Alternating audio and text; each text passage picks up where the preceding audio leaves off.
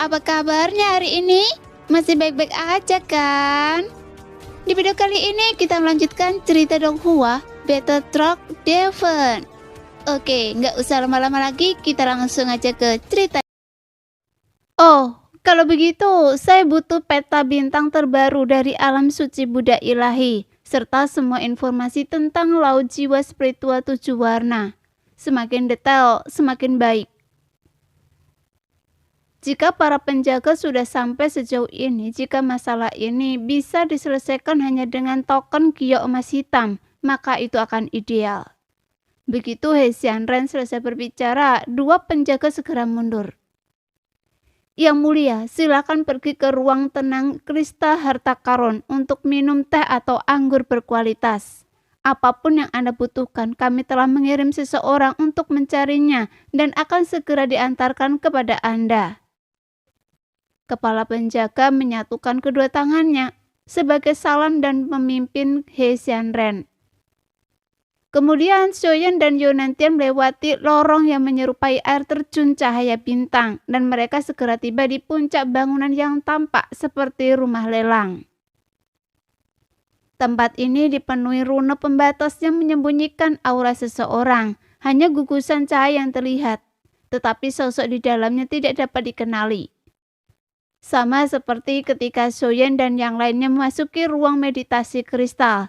Mereka merasakan aura mereka sepenuhnya tersembunyi, tersegel di dalam ruangan yang terbuat dari kristal ini, dikelilingi oleh kristal di semua sisi.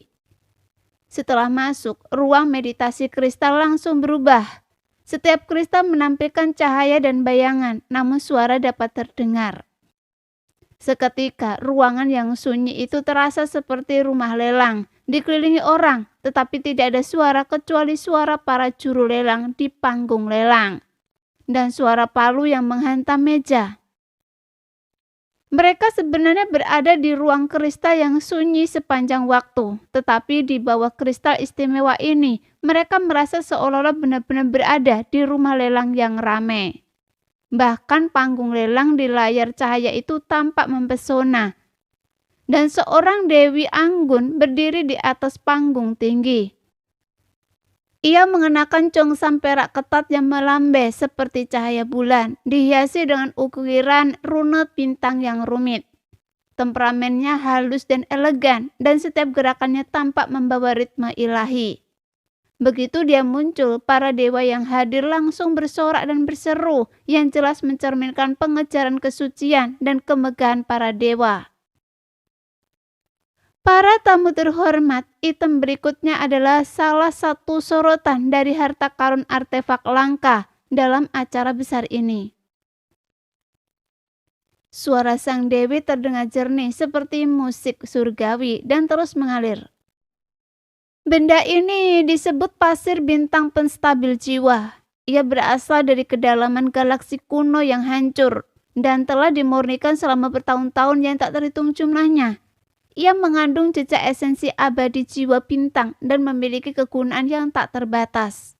Ia dapat digunakan untuk menyehatkan jiwa yang terluka. Begitu sang dewi itu selesai berbicara, ia melambaikan tangannya yang ramping dan sebuah kotak transparan yang terbuat dari kristal bintang perlahan muncul, berisi segenggam pasir yang berkilauan dengan cahaya biru tua dan emas pucat. Pasir itu tampak memiliki kehidupan, mengalir dan berputar perlahan di dalam kotak, dan memancarkan fluktuasi jiwa yang menenangkan sekaligus sangat mendalam. Tatapan Xian sedikit menyipit. Memang benar-benar memiliki efek memulihkan jiwa, tetapi ada juga unsur berlebihan di dalamnya. Bagaimanapun, untuk menyelamatkan Raja Tiansang, Xiaoyan kehilangan salah satu jiwanya.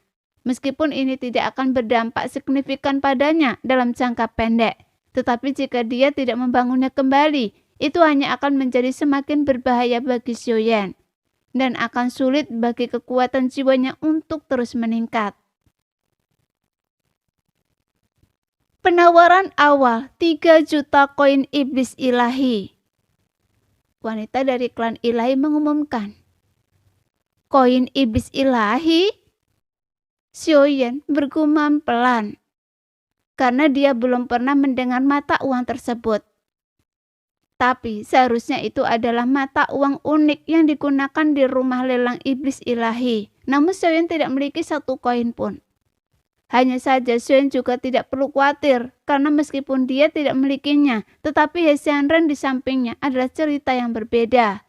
Seperti yang dibuktikan oleh token giok emas hitam yang dia keluarkan.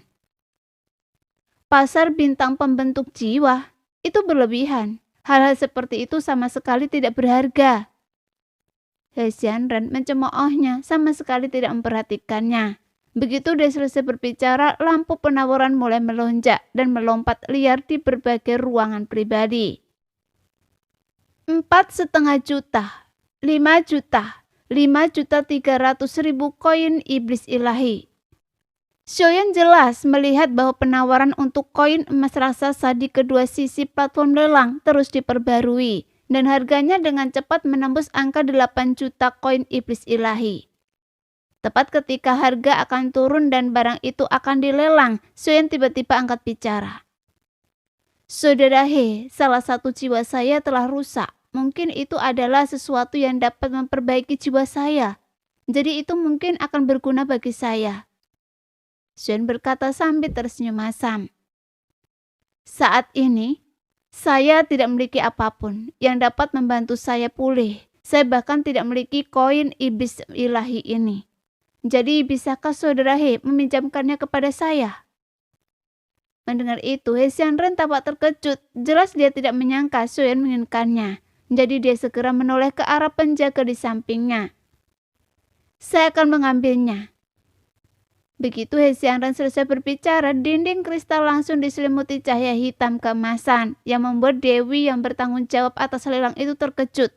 Tampaknya tidak menyangka tamu dengan token hitam keemasan akan melakukan pembelian. Bagaimanapun dia adalah pemilik token hitam keemasan yang terhormat. Pasar bintang menstabil jiwa telah diputuskan. Selamat. Saat juru lelang berbicara, seketika tidak ada lagi keberatan di ruangan itu. Dan tidak ada yang berani menaikkan harga. Karena meskipun mereka melakukannya, mereka tidak akan mampu membelinya. Lagi pula, rumah lelang iblis ilahi tidak akan pernah menyinggung VIP emas hitamnya. Bahkan dengan sangat cepat, dalam waktu kurang dari beberapa lusin tarikan nafas, kotak kristal bintang yang masih berada di rumah lelang dengan hormat dipersembahkan kepada Sioyen. Di dalam ruang tenang inti harta karun, penjaga segera membungkuk dan berkata, Selamat Senior He atas kemenangan Anda dalam lelang barang ini. Kami telah mengurangi setengah dari harga lelang dari akun Anda. Hesianren mengangguk sedikit dan menatap Sioyen. Sudah Sioyen, jika Anda menginginkan sesuatu di sini, katakan saja dan saya akan memberikannya pada Anda. Begitu dia selesai berbicara, para penjaga menatap Sioyen dengan heran, tidak yakin siapa dirinya. Meskipun mereka mengenali Hesianren, tetapi wajah Sioyen sama sekali asing. Yunantian tertawa kecil berulang kali dari belakang. Bahkan dia pun belum pernah begitu murah hati di rumah lelang iblis ilahi. Lagi pula, koin iblis ilahi membutuhkan jaminan untuk pertukaran. Banyak harta dan senjata ilahi diperboleh dari rumah lelang iblis ilahi ini. Sebelumnya, dalam pertempuran dengan Sioyen menyebabkan Yunantian kehilangan sebagian besar harta tersebut. Dan dia bahkan telah menggunakan semua harta paling berharganya. Terima kasih, Saudara He, kata Sioyen sambil menanggupkan tinjunya sebagai tanda terima kasih. Tidak perlu berterima kasih, hanya beberapa juta koin iblis ilahi. Tidak sebaik itu. Jika kakak Sioyen telah memurnikan lebih banyak pil ibu anak Yin Yang, tak terbayangkan berapa harga yang bisa didapatkan di rumah lelang ini, kata Hesianren dengan serius. Bagaimanapun Sioyen hanya memberi Hesianren satu, lalu menelan satu untuk dirinya sendiri. Sebelum avatar saya memasuki ruang rahasia penguasa ilusi, saya sendiri telah dengan tekun memurnikan pil, termasuk memurnikan pil ibu anak Yin yang lainnya, kata Sioyen perlahan. Benarkah? Omong-omong, Anda ternyata berhasil memurnikan satu lagi. Sioyen terdiam sejenak lalu tersenyum. Seketika itu juga He Xianren menoleh tajam tatapan yang tertuju pada Xiuyan. Bagaimanapun, pil seperti itu benar-benar tak ternilai harganya, sesuatu yang tidak bisa dibeli. Tidak hanya sulit dimurnikan, tetapi bagian yang paling berharga adalah buah kembar yin yang sangat langka. Bahkan tingkat kegagalan memurnikannya sangat tinggi. Oleh karena itu, pil semacam itu legendaris. Begitu pil semacam itu muncul, ia akan segera menarik banyak sekali master tingkat dewa abadi untuk memperebutkannya. Tiba-tiba Xiuyan membalikkan tangannya dan dengan santai menggunakan botol Gia untuk menyimpannya, hanya menyegelnya dengan kekuatan jiwanya. Jika tidak, pil itu akan keluar dari botol kapan saja. Pil ilahi seperti itu, dan Anda menyimpannya di dalam botol Gia biasa seperti itu. He Xianren terdiam sejenak, menatap botol Gia di tangan Xiuyan, merasa sangat tidak berdaya. Nah, sekian dulu cerita kali ini. Kita lanjut lain hari ya guys ya. Bye-bye.